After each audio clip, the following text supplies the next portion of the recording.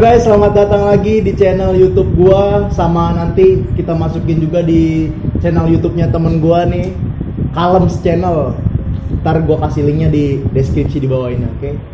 Di video kali ini kita bakalan ngobrol-ngobrol santai aja lah, ngobrol-ngobrol ngebahas tentang segala macam yang belakangan ini terjadi, tentang corona, tentang apapun lah. Kitanya ngobrol-ngobrol aja bareng yang lagi viral-viral aja. Iya, yang lagi viral-viral aja. Yang dibahas. Oh iya, ini teman-teman kecil gua nih. Ini ada Rian Setiawan alias Kalem, ya kan? Lu teman kecil ya? Iya, ini juga teman kecilnya Kalem. Jauh. Kalem ini dulu sebagai ketua geng ya, Pak. Ketua geng. Iya, ini ada rival nasihat politik gua. Udah disebutin dulu. Ini ada Tatang, temennya Kalem.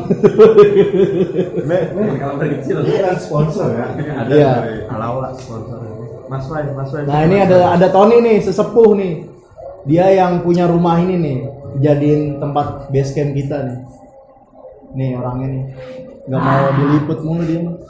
Nih. Kalau gua suka ngomongin politik, ini gurunya. Kalau masalah mistis gunung nih. Ini yang mistis. Soalnya udah malang melintang kemana-mana. Iya. Ini udah hampir 5 bulan ini. 5 bulan kali ada ya? Ya. Lebih ya. Dari Maret kan? April, Februari. Mei, Juli. Februari akhir. Iya, lebih. Februari akhir. Iya, kurang lebih kan 5 bulan. Corona ini masih ada nih sampai sekarang nih. Kata siapa masih ada? Ada ini kayak gimana nih? Iya, gue juga nggak tahu. Dia itu ada cuman tak terlihat gitu. Itu kok Ada tapi nggak terlihat. Oh iya, gini aja deh, satu-satu nih. Lu menurut lu Kalem? Enak. Menurut lu Kalem, corona itu konspirasi atau data-data yang ada di Indonesia ini beneran ada atau enggak? Dari Kalem dulu nih. Gimana ya kalau bilang konspirasi, bilangnya pada konspirasi, cuman emang begitu adanya emang ada gitu, cuman nggak kelihatan gitu. Bahkan asal muasalnya ini dari mana kan kita nggak tahu. Jadi lu termasuk yang percaya nggak sama corona? Ya, percaya ada. Kalau ada. Data-data itu percaya lu? Data-data apa nih? Data-data yang gua nggak pernah ngeliat data-data. Data-data jumlah pasien corona betul. segala macam itu lu percaya? Gua sih kurang gimana ya? Ya kurang sih. Soalnya kan ada gue pernah denger ya temen gitu punya tetangga dia sakit nih dibawa ke rumah sakit cuman sakit ibaratnya sakit panas atau sakit apalah jantung jadi divonisnya ke corona kalau pas meninggal ada cerita lagi gitu. Jadi lu percaya corona tapi nggak dengan data-datanya ya? Yang validnya gue belum tahu nih. Cuman kan yang nggak valid ibaratnya yang pure coronanya mana gitu. Itu sekarang ini kerekam nggak kan? Karena lu kerekam nggak di sini ngobrol? yang mana? Itu di kamera tadi kelihatan nggak? Tadi kan rekam lagi ngobrol. Kerekam kan kelihatan kan? Nggak ada. Orang apa nih gitu ya? Kalau menurut lu gimana tuh? Lu percaya corona nggak? sekarang? Kalau gue bilang antara, iya kalau dibilang corona itu antara ada dan tiada sebenarnya. Ada dan tiada. Kenapa ya? Lagu dong. Iya, kayak lagu antara ada dan tiada. Jadi lu masih setengah-setengah nih. Iya. 50-50. Antara itu konspirasi atau itu konspirasi atau apalah. Kita kan juga. Jadi lu masih setengah-setengah lah ya kita ya. Toh juga belum ada ya di daerah kita yang kena ya. Ada. Ada tapi dari keluarganya nggak ada yang nular. Aneh kan? Satu keluarga nggak ada yang nular. Tapi dia awalnya di sini katanya sakit tipes. Awalnya sakit tipes. Nah, terus itu dibawa ke rumah sakit, divonis corona. Tipes apa gitu? Iya. Menurut lu deh Pel, gimana menurut lu? Ini gue demen. Nah ini dia sebagai guru kan, sebagai guru. Gimana pandangan seorang guru? Mei, Menurut lu gimana? ya corona Juli. sudah ada. Nah, maksudnya bukan kalau orang bilang Taruh tangan nggak sih lu? atau Kamera. antara apa hari Senin deh kalau ada baru di Illuminati atau Elit global.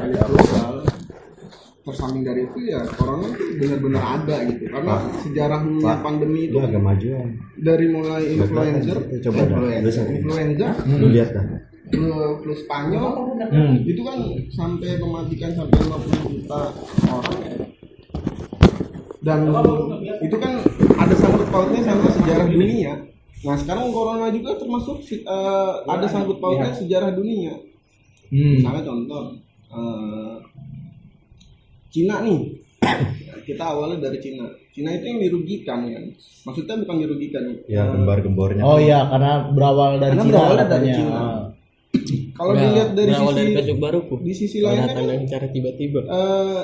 ekonomi Cina waktu itu lagi Naik-naik. Oh gitu, Ya ada kan? perang sama Amerika katanya, perang ya ekonomi. kalau bisa dibilang kan gitu. Tapi kan adanya corona ini kan jadinya merasa Cina itu menjadi jadi Dirugikan. negara yang dirugikan. Karena apapun sangkut pautnya waktu pertama kali corona datang sebelum menyebar ke dunia pasti kan orang-orang Cina duluan yang Dihujat. Ya, Dihujat. ya. Namun dari Cina sampai-sampai kan ada orang Indonesia yang ras Cina itu sampai dipukulin kan, sampai dipukulin karena dia dianggap membawa virus corona ke Amerika. Iya. Nah itu kan berarti kan udah main kalau misalnya bener itu permainan elit global atau bener sejarah dunia, ya berarti mereka udah berhasil gitu. Mereka udah berhasil membuat pandangan bahwasanya virus ini datangnya dari Cina. Kegaduhan dunia lah ya. Iya. Bahwasanya virus ini lahir dari lab di Wuhan. Kalau misalnya itu Ini konspirasi. bukan konspirasi. Kalau itu konspirasi kan untuk katanya. sejarah bukan konspirasi itu kan yang kita omongin. Kadang-kadang konspirasi itu nggak berdasarkan data. Iya. Ya kan? Tapi ini kan datanya ada. Data kematian, data data yang terkena virus kan ada. Tersebar. Jadi menurut lu ini konspirasi atau bukan? Ya, bukan. Menurut lu gua bukan ini konspirasi? tetapi ini seperti pembentukan sejarah dunia yang baru kalau menurut. Menurut lu keputusan dari pemerintah itu udah tepat atau gimana pandangan lu yang harusnya dilakukan oleh pemerintah nih saat ini? Kalau negara berkembang tuh galau kalau menurut gue. Misalnya contoh lockdown, negara kita negara yang paling gak siap lockdown belum tentu. Iya. Sedangkan India aja bikin lockdown aja, warganya masih banyak yang keluar, bahkan ada yang dipukulin kayak gitu kan.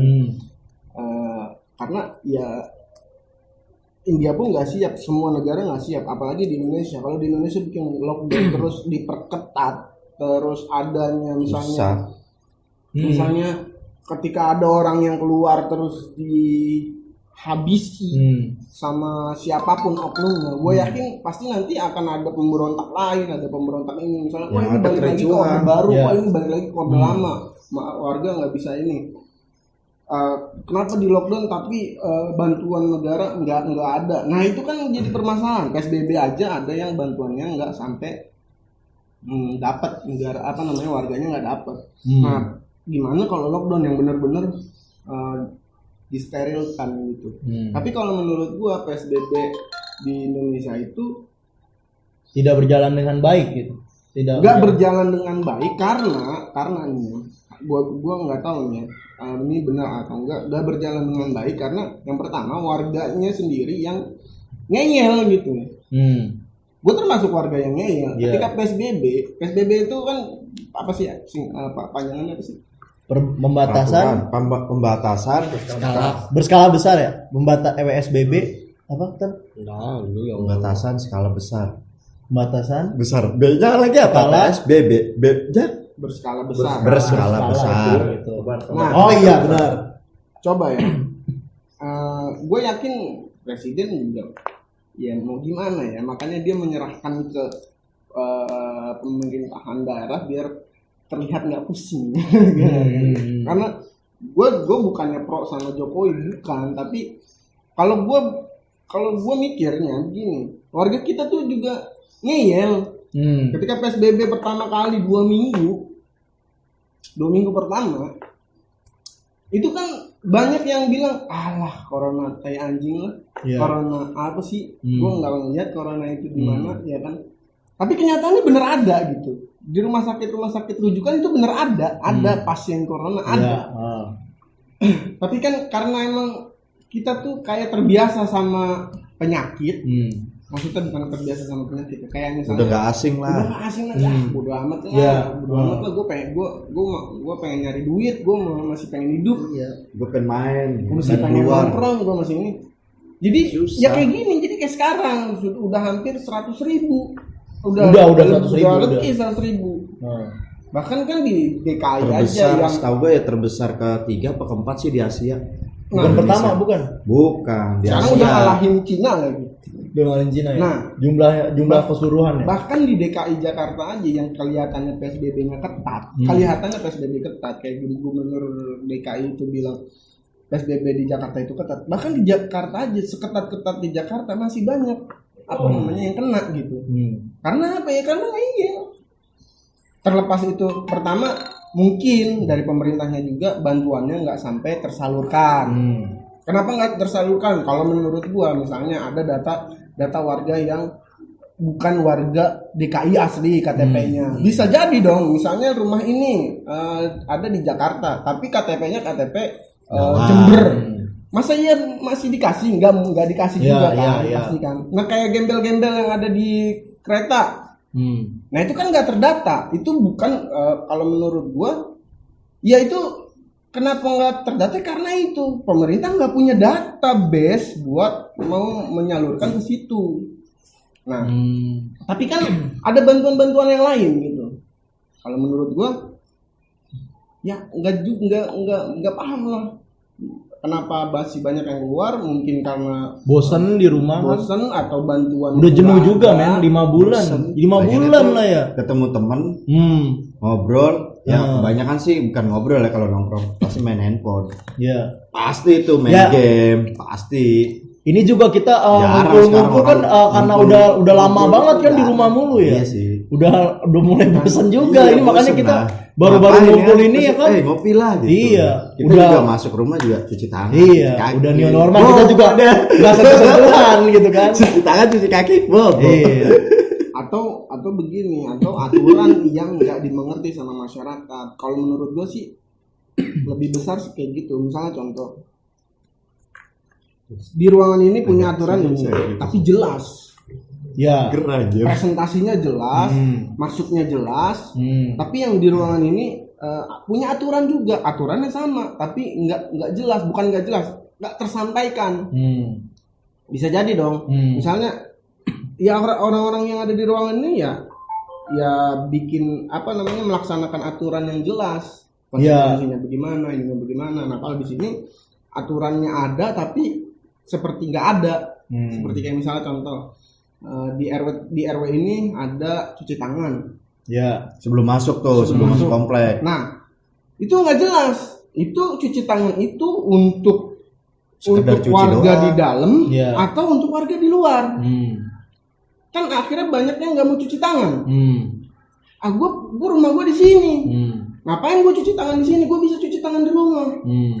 Gue pengen kalau gue cuci tangan di sini itu keren. Dipegang sama orang ya bikin virus juga. Nah itu kan nggak jelas.